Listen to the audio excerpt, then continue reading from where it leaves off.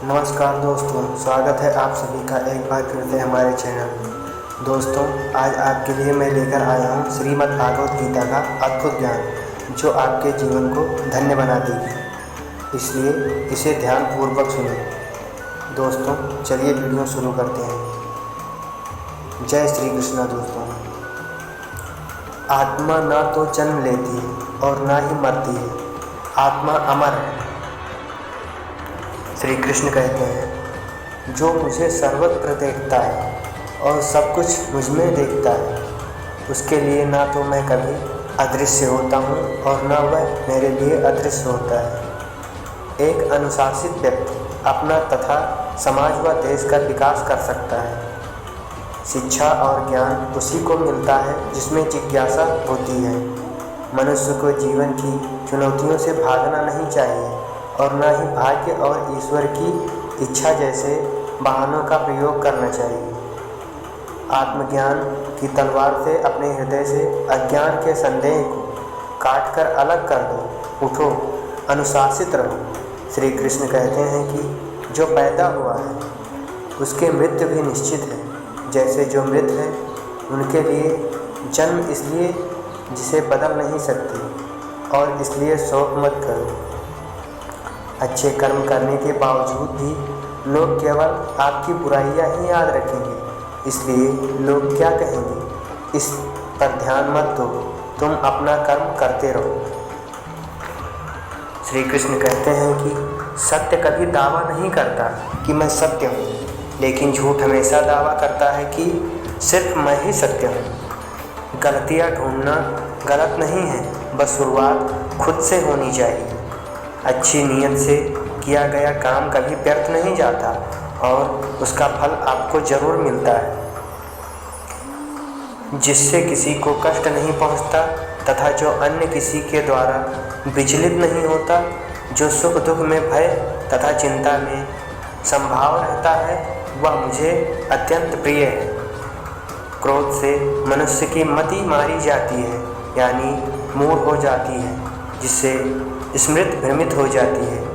स्मृति भ्रम हो जाने से मनुष्य के बुद्धि नष्ट होती है और बुद्धि का नाश हो जाने पर मनुष्य खुद का अपना ही नाश कर बैठता है। जो मनुष्य सुख और दुख में विचलित नहीं होता, दोनों में संभाव रखता है, वह मनुष्य निश्चित रूप से मुक्त के योग्य है।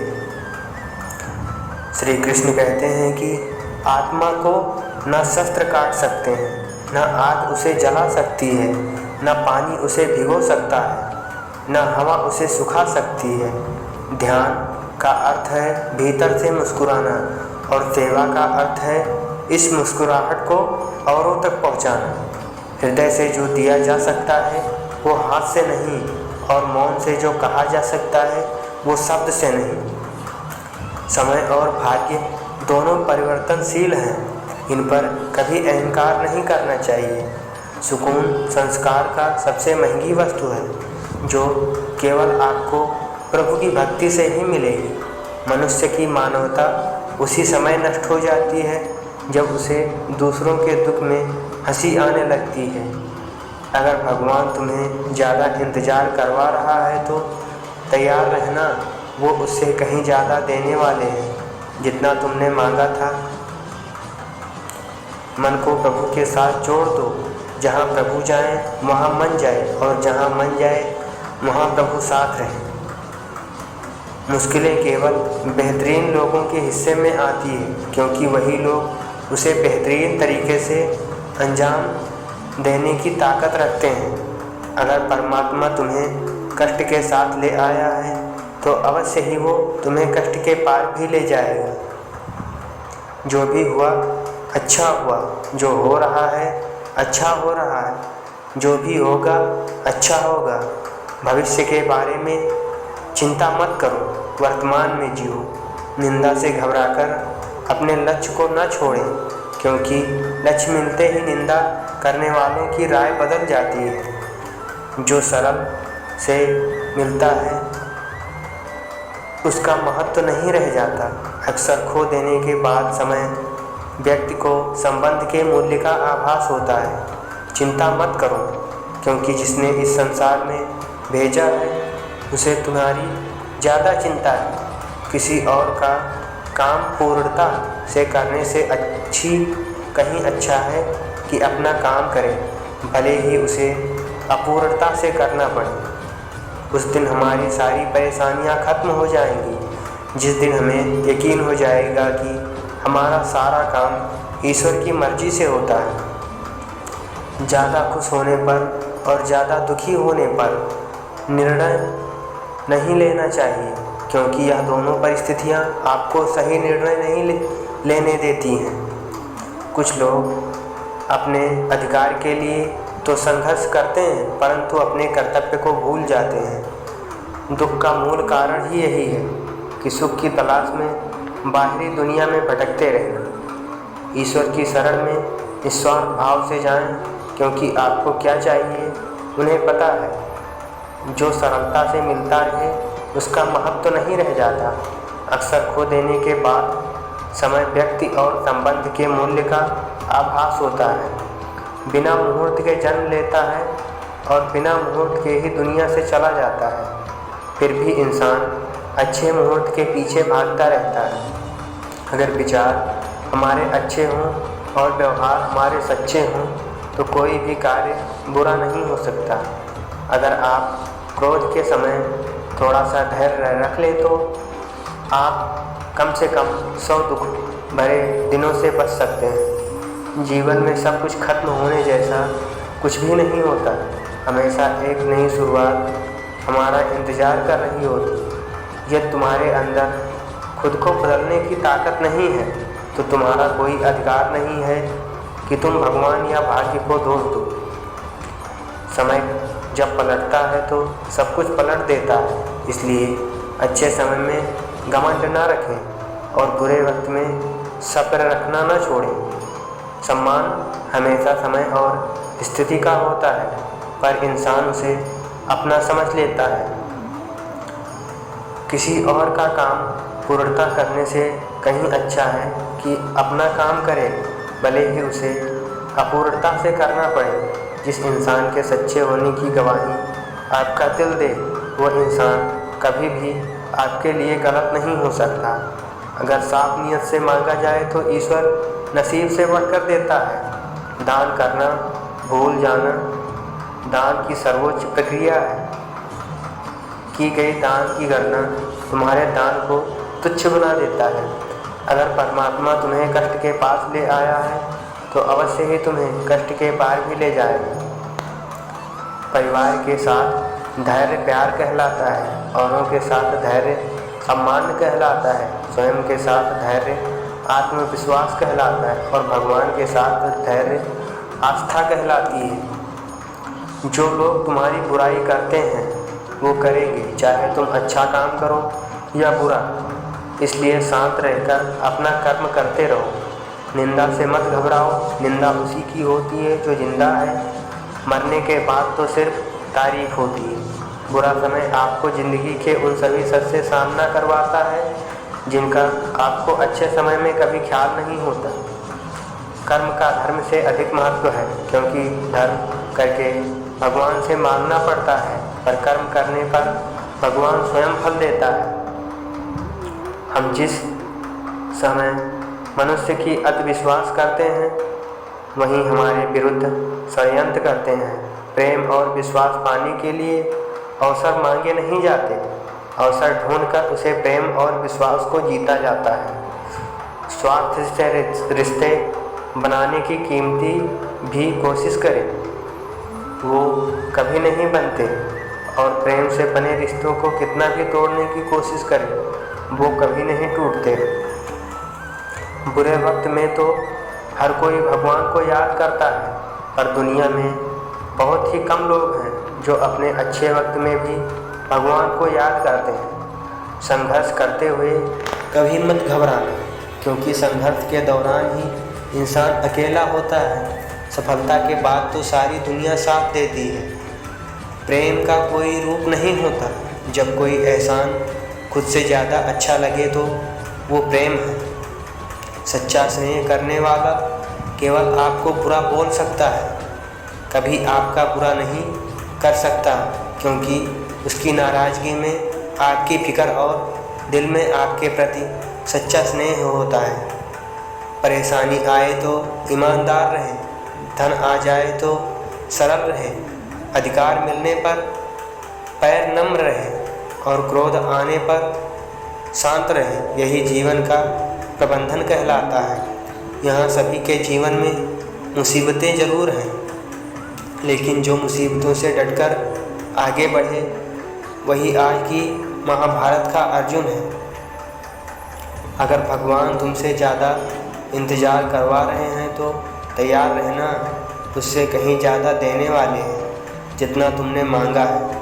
संसार में सबसे श्रेष्ठ संबंध भगवान के साथ ही है, जिसमें कभी दुख नहीं मिलता। पाँव दिखते नहीं, फिर भी हर संकट में दौड़ के आते हैं। हाथ भी दिखते नहीं, लेकिन सर पे हाथ फिराता है। बस यूँ ही समझो कि मेरे तो हर सुख दुख में मेरा कृष्ण काम आता है। तनाव से केवल समस्याएं जन्म ले सकती हैं। समाधान खोजना है तो मुस्कुराना ही पड़ेगा। कुछ बुद्धिमान तो होते हैं, परंतु धन के हाथ लगते ही उनमें अभिमान की आग बहुत तीव्रता से जलने लगती है। कभी कभी आप बिना कुछ गलत किए भी बुरे बन जाते हैं, क्योंकि जैसा लोग चाहते हैं आप वैसा नहीं करते। जिस डर से आत्मविश्वास की हानि होने लगे, उस डर का अंत करना आवश्यक हो जाता है। समय की स्थिति कभी भी बदल सकती है, अतः कभी किसी का ना ही अपमान करें और ना ही किसी का तुच्छ समझें। आप शक्तिशाली हो सकते हैं, पर समय आपसे अधिक शक्तिशाली है। जो हो रहा है उसे होने दो। तुम्हारे ईश्वर ने तुम्हारी सोच से बेहतर तुम्हारे लिए सोच रखा है। जैसे पानी में तैरती नाव को तूफान उसे अपने लक्ष्य से दूर ले जाता है, वैसे ही इंद्रियां सुख मनुष्य को गलत रास्ते की ओर ले जाता है। अभिमान को आने मत दो, स्वाभिमान को जाने मत दो, क्योंकि अभिमान आपको उठने नहीं देगा और स्वाभिमान कभी गिरने नहीं देगा। एक दिन शिकायत आपको वक्त से नहीं बल्कि खुद से होगी कि एक खूबसूरत ज़िंदगी सामने थी और आप दुनियादारी में उलझे रहे। सच्ची बातें, ज़िंदगी में दो लोगों का होना बहुत ज़रूरी है। एक गिर्द जो न लड़े फिर भी जीत पक्की कर दे, दूसरा कर्म जो हार सामने हो फिर भी साथ न छोड़े। आपकी नीयत से ईश्वर खुद खुश होते हैं और दिखावे से इंसान। अब ये आप पर निर्भर करता है कि आप किसे खुश करना चाहते हैं। जब आप कृष्ण की पूजा नहीं कर पाए तो यह मत समझना समय नहीं मिला। सोचो आज हमने ऐसा कौन सा काम किया कि भगवान ने अपने सामने खड़ा होना पसंद नहीं किया। अगर साफ नियत से मांगा जाए तो ईश्वर नसीब से बढ़कर देता है। प्रेम शरीर या सुंदरता को देखकर नहीं होता, प्रेम हृदय से होता है। जहाँ दो हृदय मिल जाए वही प्रेम जन्म लेता है। मन को निराश न कर, बस श्री कृष्ण पर तू विश्वास कर। हर पल साथ है मुरली वाला, इस बात का एहसास कर। समस्याएं हमारे जीवन में बेवजह नहीं आती, उसका आना एक इशारा है कि हमें अपने जीवन में कुछ बदलना है। मौन रहना अच्छा है, परंतु अन्याय हो तब नहीं। दुख भोगने वाला आगे चलकर सुख भोग सकता है, लेकिन दुख देने वाला कभी सुखी नहीं हो सकता। समस्याएं हमारे जीवन में बेवजह नहीं आती, उनका आना एक इशारा है कि हमें अपने जीवन में कुछ बदलना है। सिर्फ अपनी नहीं बल्कि दूसरों की गलतियों से भी सीखो, क्योंकि लक्ष्य बड़ा है और समय कम। जो चीज़ें तुम्हें रुलाती हैं वही तुम्हारा मोह है। जो कोई भी जिस किसी भी देवता की पूजा विश्वास के साथ करने की इच्छा रखता है, मैं उसका विश्वास उसी देवता में दृढ़ कर देता हूँ। जब परिवार के सदस्य अप्रिय लगने लगे और पराये अपने लगने लगे तो समझ लीजिए विनाश का समय आरंभ हो गया है। मनुष्य की मानवता उसी वक्त नष्ट हो जाती है जब उसे दूसरों के दुख पर हंसी आने लगती है। जब तक आपकी सोच और विचार अच्छे नहीं हो जाते तब तक आपके अच्छे दिन नहीं आते।